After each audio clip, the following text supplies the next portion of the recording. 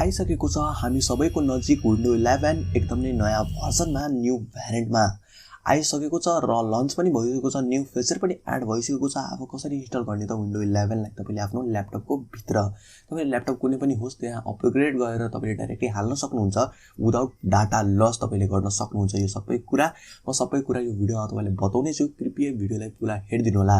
यदि तपाईले कुनै पनि विन्डो युज गर्नुहुन्छ विन्डो 7 होस् 10 होस् 8 होस् त्यसले फरक पर्दैन। तपाईले त्यो विन्डोको भित्र तपाईले इन्स्टल गर्न सक्नुहुन्छ भर्चुअल बक्सको हेल्पले गर्दा त्यो विन्डोको भित्र तपाईले इन्स्टल गर्न सक्नुहुन्छ विन्डो 11 लाई अरु युज गर्न सक्नुहुन्छ विन्डो 11 लाई। तपाईले यदि तपाईले क्लोज गर्नुहुन्छ भने त्यो विन्डो क्लोज भइहाल्छ तपाईको ओरिजिनल विन्डो आइहाल्छ। अरु डाइरेक्टली क्लिक गर्नुहुन्छ भने त्यहाँ भर्चुअली क्रिएट भइहाल्छ। यसरी तपाईले गर्न सक्नुहुन्छ।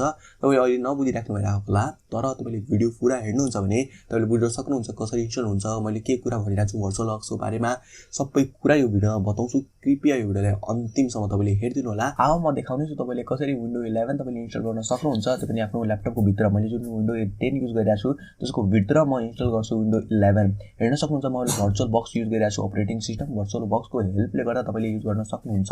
तपाईले मैले इन्स्टल गरेको छु भर्चुअल बक्स। तपाईले वर्क स्टेसन मैले त्यो तल लिंक डिस्क्रिप्सनमा दिइसकेको छु त्यहाँबाट तपाईले क्लिक गरेर डाउनलोड गर्न सक्नुहुन्छ यो सफ्टवेयरलाई। यो सफ्टवेयरको हेल्प पर्छ तपाईलाई। त्यसपछि हामीले इन्स्टल गरे यसमा क्लिक गरे हेर्न सक्नुहुन्छ डाइरेक्टली मैले यसमा अहिले इन्स्टल तपाईको अगाडि नै गरिरहेको छु। नेक्स्टमा मैले क्लिक गरे आई एक्सेप्ट गरे त्यसपछि नेक्स्ट क्लिक गरे। क्लिक गर्दाखेरि यहाँ एकछिन टाइम लिन्छ होला त्यसपछि यहाँ हेर्न सक्नुहुन्छ तपाईले लाइसेन्स भनिरहेको छ डाइरेक्टली नेक्स्टमा क्लिक गर्नु होला। सिम्पली तपाईले डिफल्ट नै गर्नु होला नेक्स्ट इन्स्टल। अब हेर्न सक्नुहुन्छ इन्स्टल प्रोसेसमा अलिकति टाइम लाग्न सक्छ त्यही भएर एकछिन वेट गर्नु होला तपाईले। म भिडियोलाई पज गरिदिन्छु तपाईले पनि वेट गर्नु पर्दैन त्यही भएर म भिडियोलाई पज गरिदिन्छु। तपाईले यहाँ हेर्न सक्नुहुन्छ VMware हामीको इन्स्टल भइसकेको छ आफ्नो डेस्कटपमा। मेरो VMware वर्कस्टेसन इन्स्टल भइसकेको छ। सिम्पली डबल क्लिक गर्नु होला। यदि फर्स्ट चोटी इन्स्टल गर्नुहुन्छ भने इन्स्टल गरिसकेपछि डबल क्लिक गर्नु होला र I do not have a licence माथि गएर क्लिक गर्दिनु होला र यसलाई ओपन गर्नु होला। म पनि यसलाई ओपन गरेर हेराउँछु तपाईलाई। ओपन भइराछ यो हेर्न सक्नुहुन्छ मैले ओपनमा क्लिक गरे यहाँ ओपन भइसकेको छ हामीहरुको। यस्तै फर्स्ट इन्टरफेस यही हो। यसरी नै तपाईले हेर्नु पर्छ तपाईको अगाडिमा यसरी नै आउँछ इन्टरफेस। मैले पनि इन्स्टल गरेको छैन विन्डो 11 तपाईको अगाडि नै मैले पनि हेरिरहेको छु। फर्स्ट लुक पनि म त्यहीबाट हेर्छु।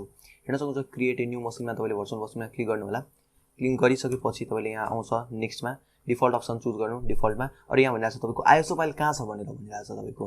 तपाईले यहाँ इन्स्टलरमा क्लिक गर्नुहुन्छ कि सीडी मा आईएसओ फाइल छ भने सीडी मा तपाईको विन्डो छ भने यो म जुन भनिरहेको छु यो भर्चुअल बक्स भनेको VMware वर्क स्टेसनमा तपाईले कुनै पनि तपाईले विन्डो 10 विन्डो 9 विन्डो 7 कुनै पनि तपाईले ओएस सिस्टम यसमा अपरेटिङ सिस्टम यसमा इन्स्टल गर्न सक्नुहुन्छ। यदि लिनक्स होस् कुनै पनि होस् तपाईले यसमा कुनै पनि तपाईले इन्स्टल गर्न सक्नुहुन्छ। जसरी म इन्स्टल गरेको छु विन्डो 11 त्यसरी नै तपाईले कुनै पनि सिस्टम यसमा अपरेटिङ सिस्टम यसमा इन्स्टल गर्न सक्नुहुन्छ। म सिम्पली अब भनिरहेको छु आईएसओ फाइल हामीहरुको कहाँ छ जुन पुरा डिस्क हो 11 को त्यो कहाँ छ भनेर हामीहरुको यहाँ सम्म डाउनलोड गरेको छु यहीबाट। म ओपन गरेको छु। यही चाहियो भने तपाईले आईएसओ फाइल यसको मलाई तल कमेन्ट गर्नु होला। यसको अरु नेक्स्टमा क्लिक गर्छु म। नेक्स्टमा क्लिक गरे भने यहाँ सिम्पली माथिमा क्लिक गरिदिरहेको छु। फर्स्ट लुक म हेरिरहेको छु कस्तो हुन्छ भनेर विन्डो 11 को। तपाईले अभियसली यसमा 11 आउँदैन किनकि 10 सम्म मात्रै हुन्छ। 11 अहिले सम्म अपडेट दिएको छैन यसले। तपाईले म 10 मा क्लिक गर्छु 1064 मैले क्लिक गरे। अरु यहाँ माथि तपाईले माइक्रोसफ्टमा विन्डोमा त्यसपछि नेक्स्टमा त्यसपछि यसमा नेक्स्टमा त्यसपछि यहाँ तपाईले 60 भनिरहेको छ यसलाई कम गरिदिन्छु म अलिकति थोरै पार्दिन्छु थोरै आई थिंक म 30 मा ठीक छ। नेक्स्टमा क्लिक गर्छु फिनिशमा क्लिक गरिदिन्छु। सिम्पल इन्स्टलेसन प्रोसेस हो यति मात्रै हो। हेर्न सक्नुहुन्छ हामीहरुको भइसकेको छ विन्डो आइसकेको छ। एकछिन वेट गरौँ यहाँ आइसकेको छ हामीहरुको हेर्न सक्नुहुन्छ।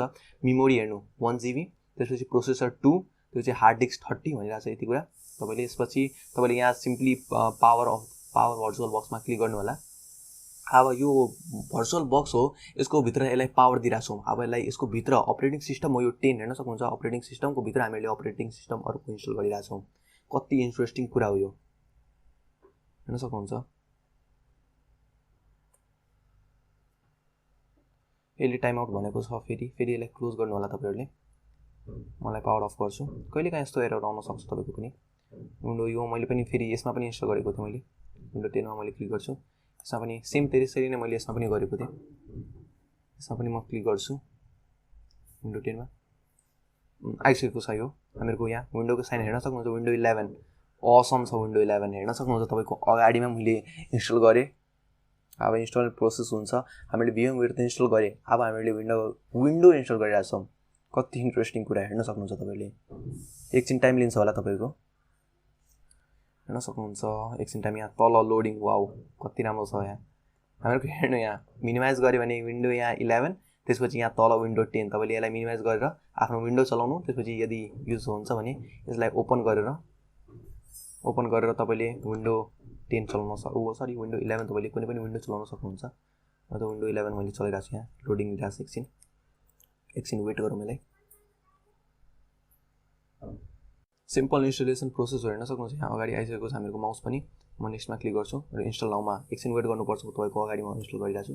इन्स्टल नाउ हेर्न सक्नुहुन्छ। सेटअप यसले छिटो नै लिन्छ होला। हेर्न सक्नुहुन्छ सेटअप इज स्टार्टिङ भनेर हेरिरहेको छ। यसलाई लोडिङ लिइरहेको छ। म एकछिन भिडियोलाई तपाईले बिस्तारै म फास्ट फरवर्ड गरिदिन्छु भिडियोलाई, तपाईले हेर्नु।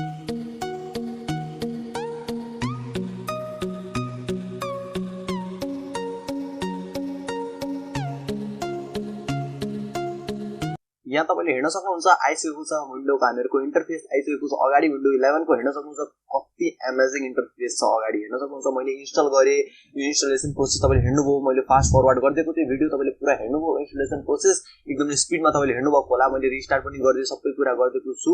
सिम्पली तपाईले पनि त्यसरी नै गर्नु होला। र हेर्न सक्नुहुन्छ युनाइटेड स्टेटमा तपाईले क्लिक गर्नु होला।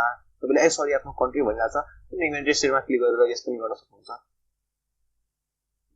अथवा तपाईले आफ्नो कन्ट्री पनि चुज गर्न सक्नुहुन्छ। यहाँबाट नेपाल हामीको छ होला, छ हामीको नेपाल। यहाँ तपाईले यसलाई क्लिक गर्नु होला यसमा नेपालमा।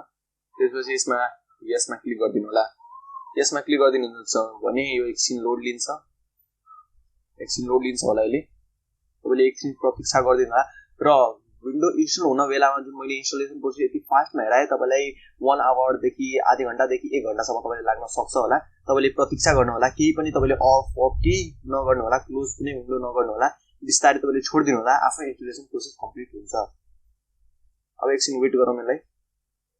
यहाँ हामीहरुको फेरि आयो। अब हामीहरु किबोर्डको त्यो सेटिङ चाहिँ हेर्नु पर्छ। म माथि गएर तपाईलाई हेराइदिन्छु। इज दिस राइट किबोर्ड भनिरहेछ, लेआउट हैन यूएस भनिरहेछ। मैले यहाँ इंग्लिश अरु इन्डिया मैले सिलेक्ट गर्दिए। तपाईले पनि त्यसरी नै गर्नु होला इंग्लिशमा। फेरि तपाईले यहाँ लेआउट पनि मैले भनेको थिए नयाँ लेआउट आएको छ, फिचरमा नयाँ लेआउट आएको छ यो विन्डो 11 को। तपाईले यसमा स्किप पनि गर्न सक्नुहुन्छ, एड लेआउट पनि गर्न सक्नुहुन्छ। अहिले म स्किप गरिदिरहेको छु। स्किपमा मैले क्लिक गरे, यो एकछिन लोड लिइरहेछ। तपाईले हेर्न सक्नुहुन्छ यहाँ लोड लिइरहेछ एकछिन।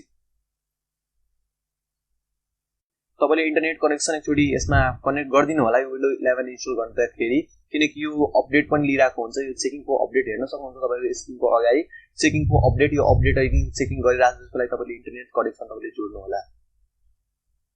यहाँ तपाईले देख्न सक्नुहुन्छ यहाँ साइन अप भनिरहेछ, साइन इन भनिरहेछ गर्नको लागि यो माइक्रोसफ्ट एकाउन्टमा। तपाईले नेक्स्ट गरेर साइन अप पनि गर्न सक्नुहुन्छ। म नेक्स्टमा क्लिक गर्छु।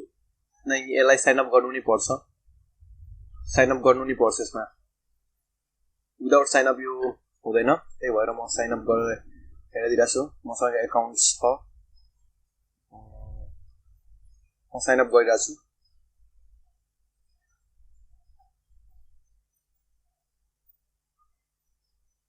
नेक्स्टमा मैले क्लिक गरेँ। पासवर्ड भनिरहेको छ, तपाईले पनि हाल्नु होला।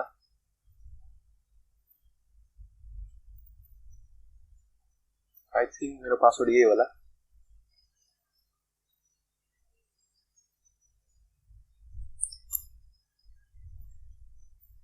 प्लिज वेट, यो भनिरहेको छ एकछिन वेट गर्नु होला। तपाईले नआत्तिनु होला है, विन्डोको सबै कुरा सेटअप भइरहेको छ, त्यसलाई नआत्तिनु होला। बिस्तारै तपाईले सेटअप हुन्छ यो। त्यही भएर यो सिम्पली माइक्रोसफ्टको एकाउन्ट भनिरहेछ गर्नको लागि। तपाईले क्रिएट एकाउन्टमा तल क्लिक गरेर क्रिएट पनि एकाउन्ट गर्न सक्नुहुन्छ, अथवा तपाईले डाइरेक्टली इमेल दिएर गर्न सक्नुहुन्छ। तपाईले एकछिन वेट गरौँ यसमा, एकछिन वेट गरौँ। एकछिन म भिडियोलाई पज नै गरिदिन्छु। यहाँ तपाईले हेर्न सक्नुहुन्छ यहाँ चुज योर प्राइभेसी सेटिङ भनिरहेछ डिभाइस भनेको। तपाईले डाइरेक्टली यसलाई तल गएर नेक्स्टमा तपाईले क्लिक गरिदिनु होला। फेरि यसमा नेक्स्टमा क्लिक गर्नु होला। फेरि आई एक्सेप्टमा क्लिक गरिदिनु होला। एक्सेप्ट गरेर एकछिन फेरि वेट गर्नु होला। सबै पुरा न्यू इन्टरफेस छ यो।